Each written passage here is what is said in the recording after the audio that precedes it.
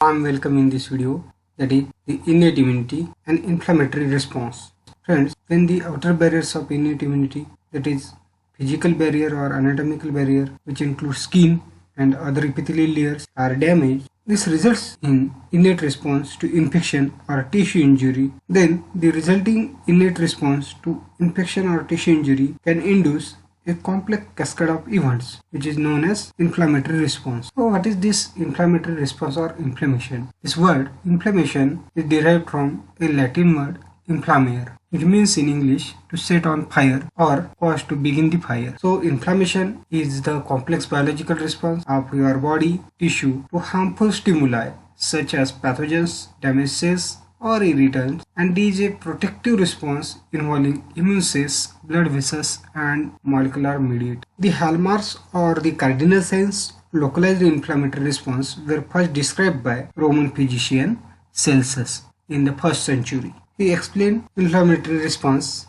as rubor at tumor cum color it dolor, means redness and swelling with heat and pain. So he explained these 4 cardinal signs. So rubor means redness, tumor means swelling, dolor means pains, and color means heat. So whenever the inflammatory response taking place, these 4 symptoms appears. An additional cardinal sign of inflammation added in the 2nd century by physician Galen as functio laesa, means loss of function. Now we know that these symptoms indicate an increase in vascular diameter, which is called as vasodilation, which is resulting in a rise of blood volume in the infection area or affected area. Here blood volume hits the tissue and cause it to redden. Vascular permeability also increases, leading to the leakage of fluid from the blood vessels, resulting in an accumulation of fluid, which is called as edema, that swells the tissue. Within few hours, leukocytes also enter the tissue from the local blood vessels, and these signs are the features of the inflammatory response, reflect the activation of resident tissue cells, macrophage, mast cells, and dendritic cells by PAMs and DAMs to release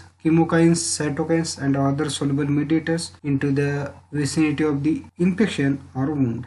Now these recruited leukocytes are activated to phagocyte bacteria and debris to amplify the response by producing additional mediators. The resolution of this acute inflammatory response include the clearance of invading pathogens, dead cells, and damaged tissue. The activation of these systemic acute phase response and additional physiological responses, including the initiation of wound healing and the induction of adaptive immune response. However, if the infection or tissue damage is not resolved, it can lead to a chronic inflammatory state that can cause more local tissue damage and potentially have systemic consequences for the affected individual. So the inflammatory response may be acute, which is short-term effect contributing to combating infection, followed by the healing. For example, in response to local tissue damage of burns, lacerations, trauma injury, infections, chemical irritant, allergic reaction, such acute inflammation takes place. Sometimes, if the acute inflammation is neglected or if the tissue damage is not recovered, then it may be results in chronic, that is long-term, not resolved inflammatory response, which contributes to conditions such as arthritis, chronic fatigue, cancer, autoimmune disease, neurological diseases, lupus, and fibromyalgia. When there is a local infection, tissue damage or exposure to some harmful substances such as asbestos or silica crystals in the lungs, sentinel or guard cells residing in the epithelial layer, that is macrophages, mast cells, and dendritic cells, are activated by PAMs, DAMs, crystals, and so on to start phagocytosing the offending invaders. The cells are also activated to release innate immunity mediators that trigger a series of processes that collectively constitute inflammatory response. The recruitment of various leukocyte population to the site of infection or damage is a critical early component of the inflammatory response. PRR signaling activates resident macrophages, dendritic cells, and mast cells to release the initial component of cellular innate immune response, which includes pro-inflammatory cytokines, that is TNF-alpha, interleukin-1 and interleukin-6, chemokines, prostaglandins, which is followed by the induction of cyclooxygenase 2 enzyme and histamine, and other mediators released by the mast cells.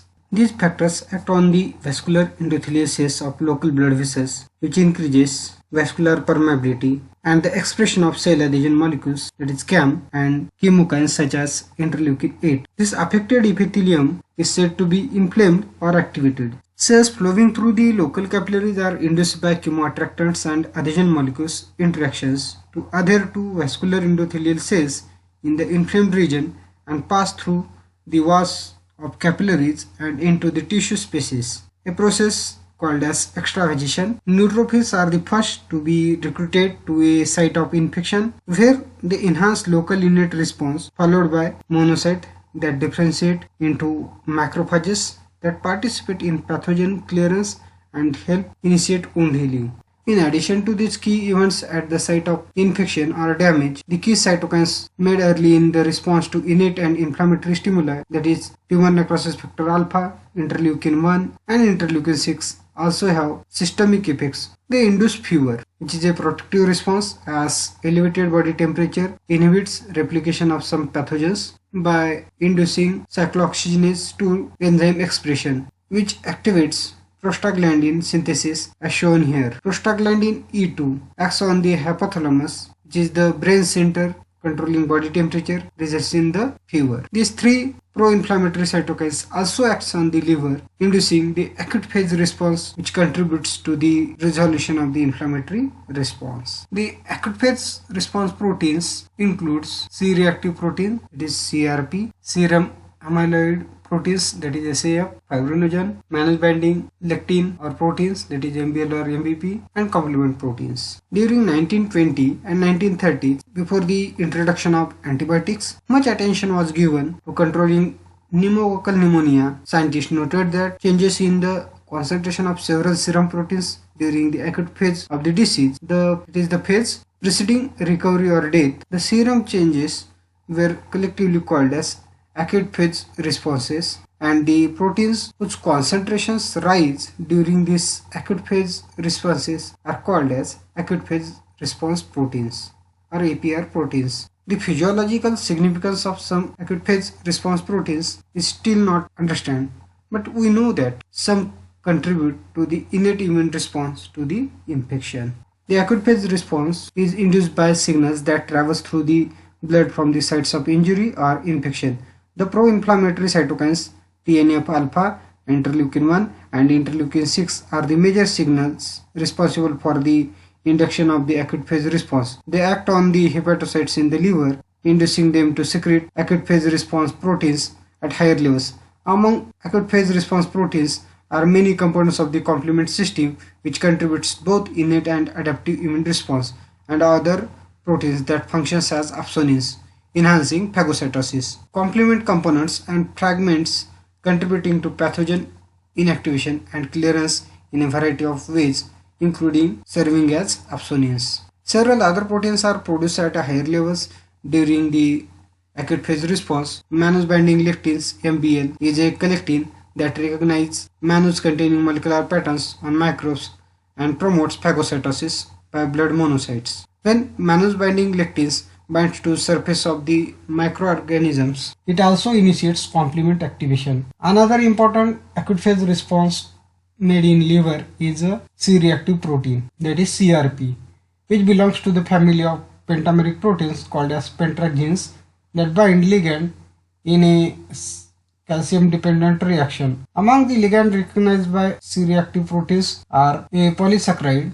found on the surface of pneumococcal bacteria and phosphorylcholine, which is present on the surface of many microbes. C-reactive proteins is an opsonin and also activates a complement mediated attack on the microbe. Circulating C-reactive protein levels are considered as an indicator of the level of ongoing inflammation. To other pentraxins, serum amyloid proteins and PTX similarly functions as both opsonins and activators of the complement pathway. Also released into the blood at higher levels are the surfactant proteins opsonin, SPA and SPD, providing protection against lung infections and number of proteins that participate in or regulate the coagulation, that is clotting pathways such as fibrinogen.